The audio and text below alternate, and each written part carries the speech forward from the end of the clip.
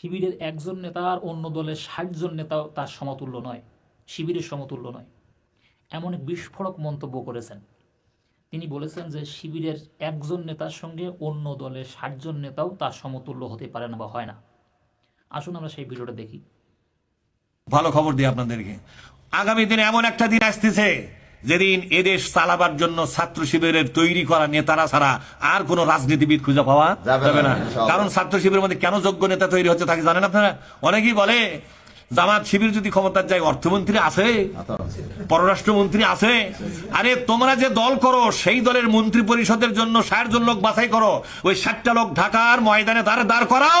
ছাত্র শিবির খালি ঢাকা ইউনিভার্সিটির নেতারা খালি খারাপ হবে।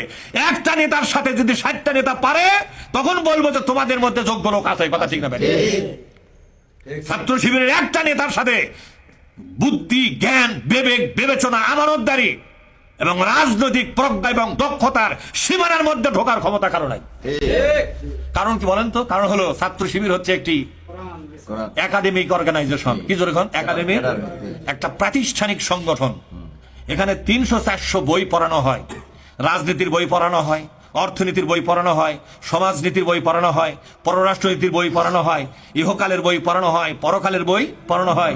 ইহকাল, পরকাল, দুনিয়া, রাজনীতি, সমাজ, ক্ষমতা, সিয়ার যা আছে সবগুলোর উপরে পরিপূর্ণ দক্ষতা দিয়ে তাদেরকে তৈরি করা হয়েছে।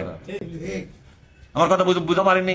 আরে জামাত ইসলামী নেতারা লাগবেই না, ছাত্র শিবিরের ঢাকা ভার্সিটি যে করে নেতা আছে এর গুকি খালি যদি মন্ত্রী পরিষদ গঠন করবে দেওয়া হয়, গোটা বাংলাদেশ এই চৌকস মন্ত্রিসভা দেখে অবাক হবে এরা ছিল কোথায় রে। কথা ঠিক না? এরা চোর নয়, এরা বাটপার নয়, এরা চোর বাটপার নয়। সুতরাং আগামী দিন বাংলাদেশ ছাত্র শিবিরের নেতৃত্বের জন্য অপেক্ষা করতেছে। ঠিক না? আগামী দিন বাংলাদেশের জনগণ ছাত্র শিবিরের নেতৃত্বের জন্য অপেক্ষা করতেছে। কারণ ওই দলগুলোতে যে নেতাগুলো আছে না, যেমন বিভিন্ন দলের ছাত্র রাজনীতি আছে না নাই, সেই ছাত্র রাজনীতির নেতা রাতের বেলা কি করে তাদের সাথীর লোকেরা জানে কিনা? ছাত্র শিবিরের একটা নেতা রাতের জীবন আর দিনের জীবন যদি কেউ গোপনে অনুসন্ধান করে মানুষের চোখে পানি আসবে। ছাত্র শিবিরের নেতারা দিনের বেলা ৫ ওয়াক্ত নামাজ, কোরআন অধ্যয়ন, হাদিস অধ্যয়ন, ইসলামী বই অধ্যয়ন, রাজনীতির বিশ্লেষণ, রাজনীতির চর্চা সবগুলো সমান্তরালে ভাবে করতেছে। পাশাপাশি রাত যখন লাগে এশার নামাজের পরে ছাত্র শিবিরের এক একটা নেতা তাহাজ্জুদ নামাজের সেজদায় পড়ে যায়। আমার কথা কি বুঝতে পারছেন? সুতরাং ছাত্র শিবিরের ব্যাপারে এত এর কি ফাজলামি করে কথা বলার কোনো সুযোগ নেই। আশা করি পুরো ভিডিওটা দেখেছেন। আসলে শিবির সম্পর্কে এমন এক বিস্ফোরক মন্তব্য করেছেন যে এই মন্তব্যের সাথে আপনি একমত কিনা কমেন্টে অবশ্যই আপনার মূল্যবান মতামত রেখে যাবেন। তবে হ্যাঁ, শিবিরের ভিতরে মেধাবী আছে, কারণ তারা সুশৃঙ্খল, তারা পড়াশুনো ঠিকমতো করে, তাদের ভিতরে একটা আদব আছে।